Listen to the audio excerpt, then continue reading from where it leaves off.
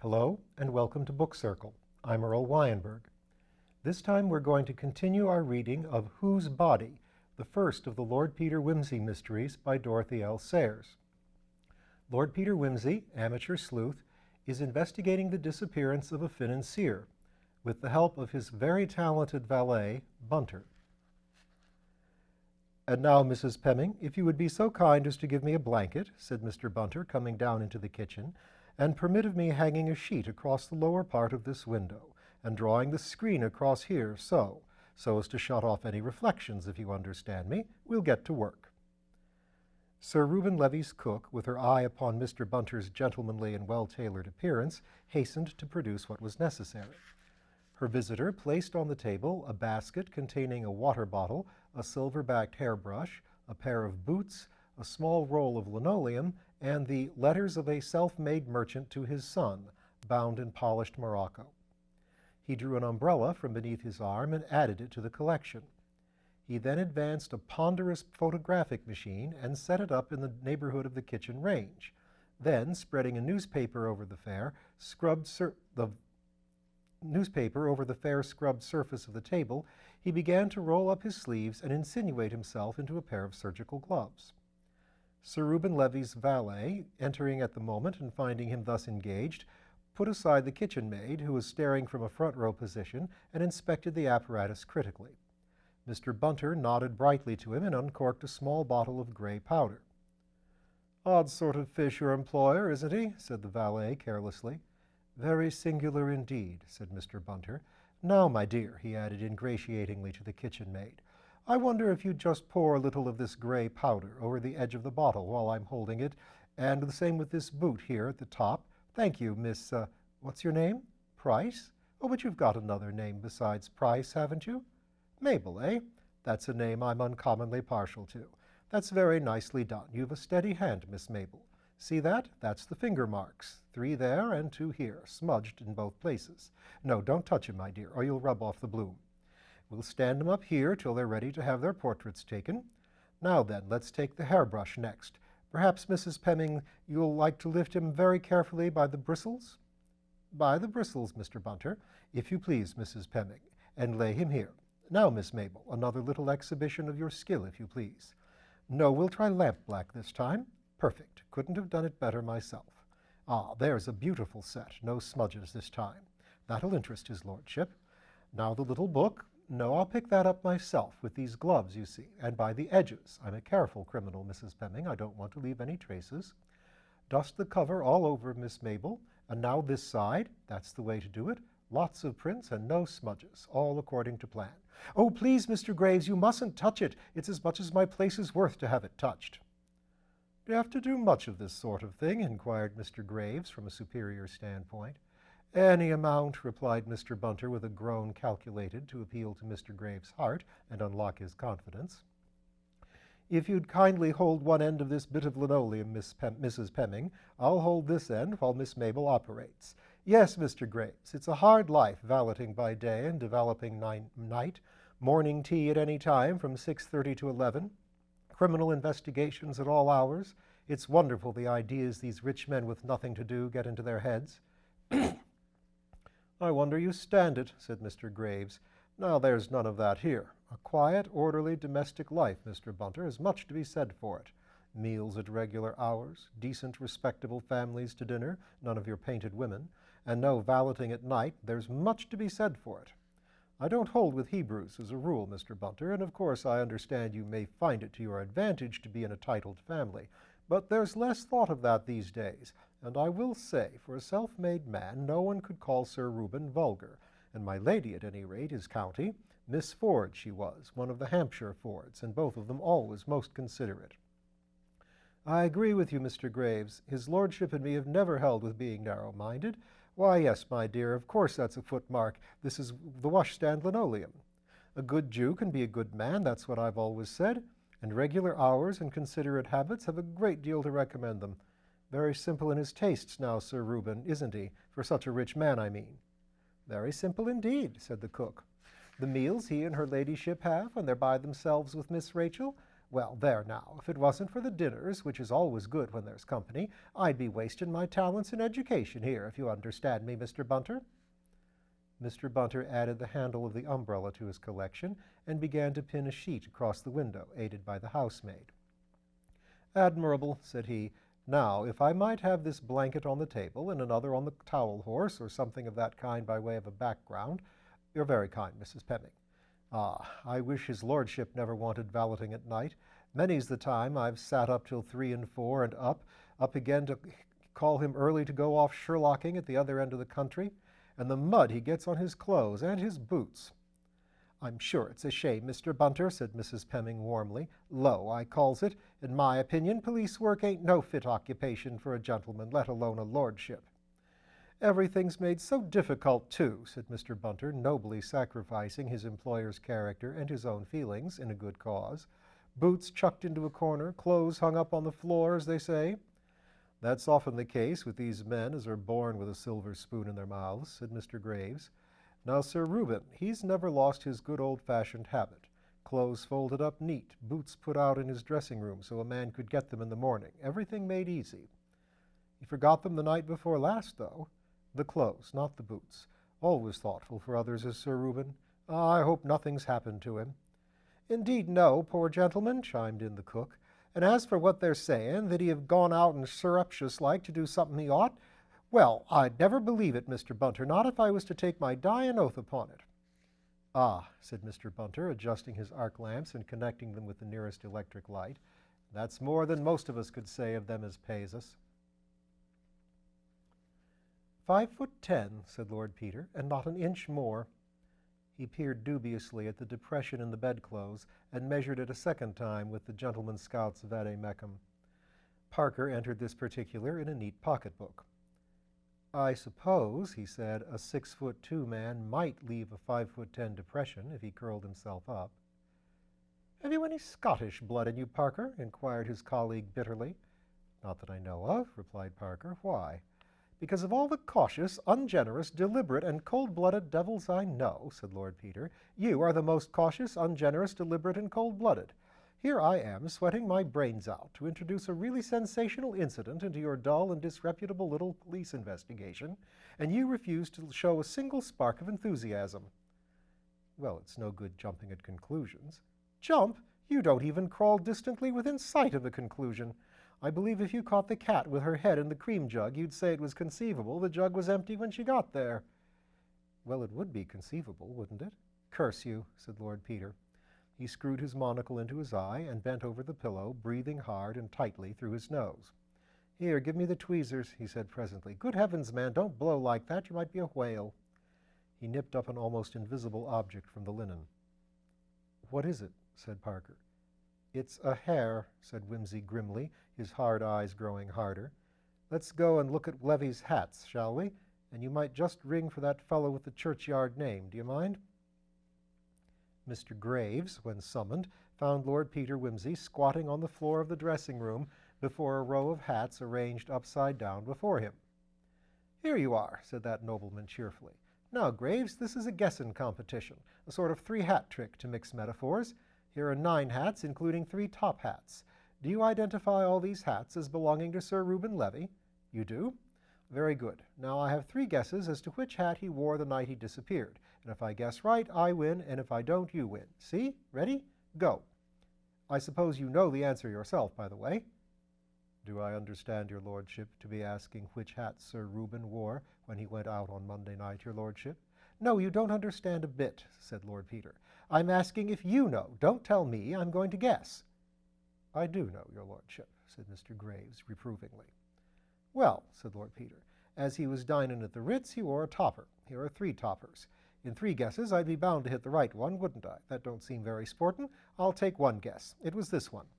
He indicated the hat next the window. "Am I right, Graves? Have I got the prize?" "That is the hat in question, my lord," said Mr. Graves without excitement. "Thanks," said Lord Peter. "That's all I wanted to know. Ask Bunter to step up, would you?" Mr. Bunter stepped up with an aggrieved air and his usually smooth hair ruffled by the focusing cloth. "Oh, there you are, Bunter," said Lord Peter. "Look here. "Here I am, my lord," said Bunter with respectful reproach, "but if you'll excuse me saying so, downstairs is where I ought to be. With all those young women about, they'll be fingering the evidence, my lord." "I cry your mercy," said Lord Peter, "but I've quarreled hopelessly with Mr. Parker and distracted the estimable Graves, and I want you to tell me what fingerprints you found. I shan't be happy till I get it, so don't be harsh with me, Bunter." "Well, my lord, your lordship understands I haven't photographed them yet, but I won't deny that their appearance is interesting, my lord. The little book off the night table, my lord, has only the marks of one set of fingers. There's a little scar on the right thumb, which makes them easily recognized. The hairbrush, too, my lord, has only the same set of marks. The umbrella, the tooth glass, and the boots all have two sets, the hand with the scarred thumb, which I take to be Sir Reuben's, my lord, and a set of smudges superimposed upon them, if I may put it that way, which may or may not be of the same hand in rubber gloves. I could tell you better when I've got the photographs made to measure them, my lord. The linoleum in front of the washstand is very gratifying indeed, my lord, if you will excuse my mentioning it. Beside the marks of Sir Reuben's boots, which your lordship pointed out, there's the print of a man's naked foot, a much smaller one, my lord, not much more than a 10-inch sock, I should say, if you ask me." Lord Peter's face became irradiated with an almost dim religious light. "A mistake," he breathed. "A mistake, a little one, but he can't afford it. When was the linoleum washed last, Bunter?" "Monday morning, my lord. The housemaid did it and remembered to mention it. Only remark she's made yet, and it's to the point. The other domestics," his features expressed disdain. "What did I say, Parker? 5'10" and not an inch longer, and he didn't dare to use the hairbrush. Beautiful. But he had to risk the top hat. Gentlemen can't walk home in the rain late at night without a hat, you know.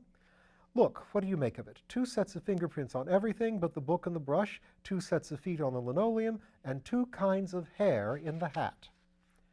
He lifted the top hat to the light and extracted the evidence with tweezers. "Think of it, Parker, to remember the hairbrush and forget the hat, to remember his fingers all the time, and to make that one careless step on the telltale linoleum. Here they are, you see, black hair and tan hair, black hair in the bowler and the Panama, and black and tan in last night's topper. And then, just to make certain we're on the right track, just one little auburn hair on the pillow, on this pillow, Parker, which isn't quite in the right place. It almost brings tears to my eyes." "Do you mean to say," said the detective slowly. "I mean to say," said Lord Peter, "that it was not Sir Reuben Levy whom the cook saw last night on the doorstep. I say that it was another man, perhaps a couple of inches shorter, who came here in Levy's clothes and let himself in with Levy's latchkey. Oh, he was a bold, cunning devil, Parker. He had on Levy's boots and every stitch of Levy's clothing down to the skin. He had rubber gloves on his hands, which he never took off, and he did everything he could to make us think Levy slept here last night. He took his chances and won. He walked upstairs, he undressed, he even washed and cleaned his teeth, though he didn't use the hairbrush for fear of leaving red hairs in it. He had to guess what Levy did with boots and clothes. One guess was wrong and the other right, as it happened. The bed must look as if it had been slept in, so he gets in and lies there in his victim's very pajamas. Then, in the morning sometime, probably in the deadest hour between 2 and 3, he gets up, dresses himself in his own clothes that he has brought with him in a bag, and creeps downstairs. If anybody wakes, he is lost, but he is a bold man and he takes his chance. He knows that people do not wake as a rule, and they don't wake. He opens the street door, which he left on the latch when he came in. He listens for the stray passerby or the policeman on his beat. He slips out. He pulls the door quietly to with the latchkey. He walks briskly away in rubber-soled shoes. That's the kind of criminal who he is, who isn't complete without rubber-soled shoes. In a few minutes, he is at Hyde Park Corner.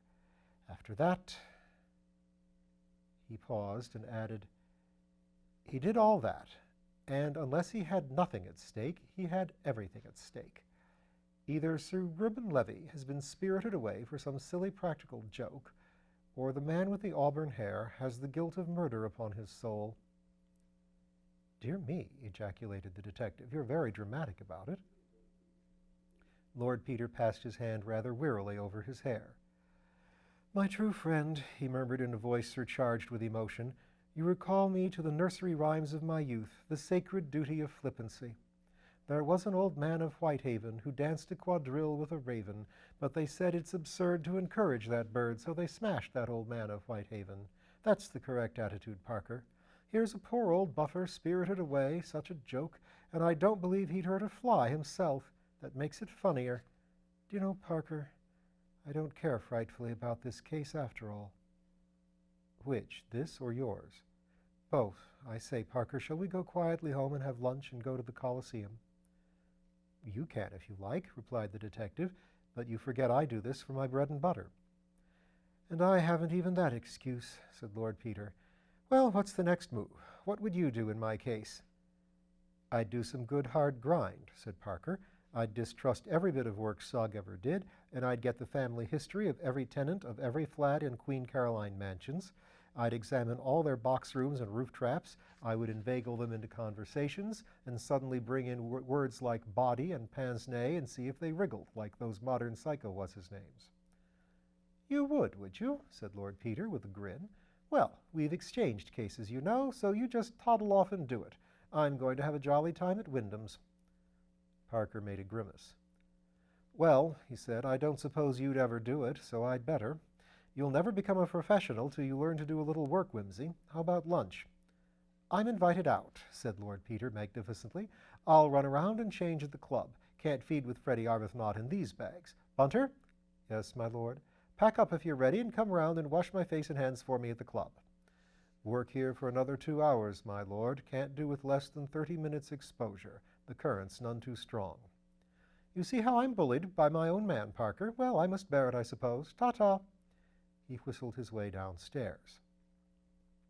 The conscientious Mr. Parker, with a groan, settled down to a systematic search through Sir Reuben Levy's papers with the assistance of a plate of ham sandwiches and a bottle of Bass. Lord Peter and the Honorable Freddie Arbuthnot, looking together like an advertisement for gents' trousers, strolled into the dining room at Wyndham's. Haven't seen you for an age, said the Honorable Freddie. What have you been doing with yourself? Oh, fooling about, said Lord Peter languidly. Thick or clear, sir? Inquired the waiter of the Honorable Freddie. Which will you have, Wimsey? Said that gentleman, transferring the burden of selection to his guest. They're both equally poisonous. Well, clear's less trouble to lick out of the spoon, said Lord Peter. Clear, said the Honorable Freddie. Consommé polonaise, agreed the waiter. Very nice, sir. Conversation languished until the Honorable Freddie found a bone in the filleted sole and sent for the head waiter to explain its presence. When this matter had been adjusted, Lord Peter found energy to say, Sorry to hear about your old governor, old man. Yes, poor old buffer, said the Honorable Freddie. They say he can't last long now. What? Oh, the Montrachet 08. There's nothing fit to drink in this place, he added gloomily. After this deliberate insult to a noble vintage, there was a further pause till Lord Peter said, How's change? Rotten, said the Honorable Freddie. He helped himself gloomily to salmis of game. Can I do anything? Asked Lord Peter. Oh, no, thanks. Decent of you, but it'll pan out all right in time. This isn't a bad salmis, said Lord Peter. I've eaten worse, admitted his friend. What about those Argentines? Inquired Lord Peter. Here, waiter, there's a bit of cork in my glass. Cork? Cried the Honorable Freddie with something approaching animation. You'll hear about this, waiter. It's an amazing thing a fellow who's paid to do the job can't manage to take a cork out of a bottle. What did you say? Argentines? Gone all to hell. Old Levy bunking off like that's knocked the bottom out of the market. You don't say so, said Lord Peter. What do you suppose has happened to the old man? Cursed if I know, said the Honorable Freddie. Knocked on the head by the bears, I should think. Perhaps he's gone off on his own, suggested Lord Peter. Double life, you know. Giddy old blighters, some of these city men. Oh, no, said the Honorable Freddie, faintly roused. No, hang it all, Wimsey, I wouldn't care to say that. He's a decent old domestic bird, and his daughter's a charming girl. Besides, he's straight enough. He'd do you down fast enough, but he wouldn't let you down. Old Anderson's badly cut up about it. Who's Anderson? Chap with property out there. He belongs here. He was going to meet Levy on Thursday. He's afraid those railway people will get in now, and then it'll be all up. Who's running the railway people over here? Inquired Lord Peter. Yankee blighter, John P. Milligan. He's got an option, or says he has. You can't trust these brutes. Can't Anderson hold it? Anderson isn't Levy. Hasn't got the shekels. Besides, he's only one. Levy covers the ground. He could boycott Milligan's beastly railway if he liked. That's where he's got the pull, you see. Believe I've met the Milligan man somewhere, said Lord Peter thoughtfully. Ain't he a hulking brute with black hair and beard? You're thinking of somebody else, said the Honorable Freddie. Milligan don't stand any higher than I do, unless you call 5'10" hulking, and he's bald anyway. Lord Peter considered this over the Gorgonzola. Then he said, Didn't know Levy had a charming daughter. Oh, yes, said the Honorable Freddie with an elaborate detachment. Met her and Mama last year abroad. That's how I got to know the old man. He's been very decent. Let me into this Argentine business on the ground floor, don't you know. Well, said Lord Peter, you might do worse. Money's money, ain't it? And Lady Levy is quite a redeeming point. At least my mother knew her people. Oh, she's all right, said the Honorable Freddie. And the old man's nothing to be ashamed of nowadays. He's self-made, of course, but he don't pretend to be anything else. No side. Toddles off to business on the 96 bus every morning. Can't make up his mind to taxis, he says. I had to look after every halfpenny when I was a young man, and I can't get out of the way of it now, he says. Though if he's taken his family out, nothing's too good. Rachel, that's the girl, always laughs at the old man's little economies. I suppose they've sent for Lady Levy, said Lord Peter. I suppose so, agreed the other. I'd better pop round and express sympathy or something, what? Wouldn't look well not to, do you think? But it's deuce awkward. What am I to say? I don't think it matters much what you say, said Lord Peter helpfully. I should ask if you can do anything. Thanks, said the lover. I will. Energetic young man, count on me, always at your service. Ring me up any time of night or day. That's the line to take, don't you think? That's the idea, said Lord Peter. You will notice in this story a certain note of anti-Semitism. It got Dorothy Sayers blamed for being anti-Semitic. But if you follow the story through, you'll see where the anti-Semites wind up. And we'll continue that next time.